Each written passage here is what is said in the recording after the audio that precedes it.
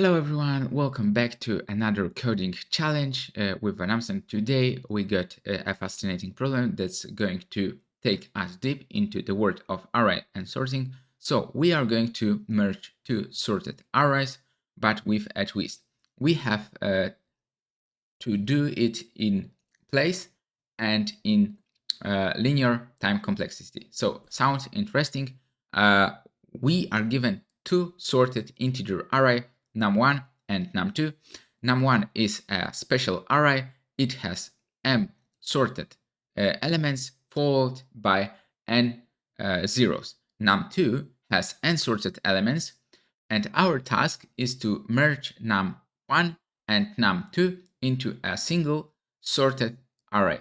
But here is the catch. We have to store the result in num1 itself, replacing its initial content. So let's talk about the strategy here. So we are going to use a two-pointer technique, a classic approach when dealing with sorted arrays. So we will initialize 3 pointers, P1, P2, and P, where P1 and P2 will point to the end of actual data in num1 and num2 respectively, and P will point to the end of num1.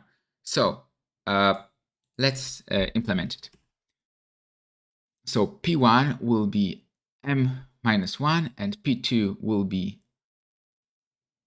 n minus 1 and P will be mn 1. And while P1 greater than 0 and P2 greater than 0, if num1 P1 greater than num2 P2,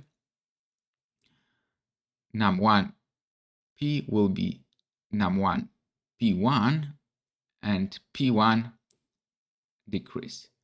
Else num1 P will be num2 P2 and P2 decrease and P decrease as well, and add remaining elements from num2. So it will be num1 P2 num2 P2 plus 1. Okay, so this is our implementation. So let's see what happened inside our main while loop. The condition of this loop is crucial. So it continue until either P1 or P2 is negative, which means until we have elements to compare in both arrays. So inside the loop, we compare the elements pointed by P1 and P2, and if the element in num1 is larger, we move it to the position pointed by P in nums1. Else, we move the element from nums2, and we then decrement the respective pointers. And this way, we are efficiently moving the larger elements to the end of num1 first, maintaining the sorted order. So now, once this loop ends, we might still have some elements left in the num2, so which are smaller than all elements processed so far. So this needs to be moved to the beginning of num1 array.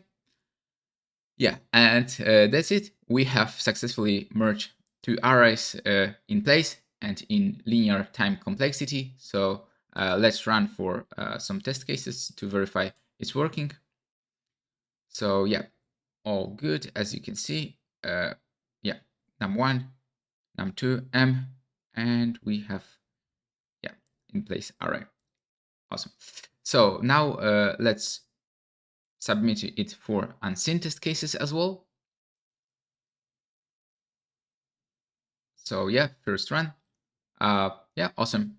And that's it. We have successfully merged two array in place and in linear time complexity. So it's amazing how simple and elegant solution is, and it's all thanks to power of pointers. So yeah, our implementation beat 7% with respect to runtime and 18 with respect to memory. Yeah, so all work perfect and our solution work. And I hope this walkthrough help you understand this problem and its solution better. So remember, practice is key to mastering this concept. And that's all for today. If you found this video helpful, do hit the like button, share, and subscribe for more such interesting coding challenges and tutorials. This was Van Amsen. Happy coding. Keep motivated. See you next time.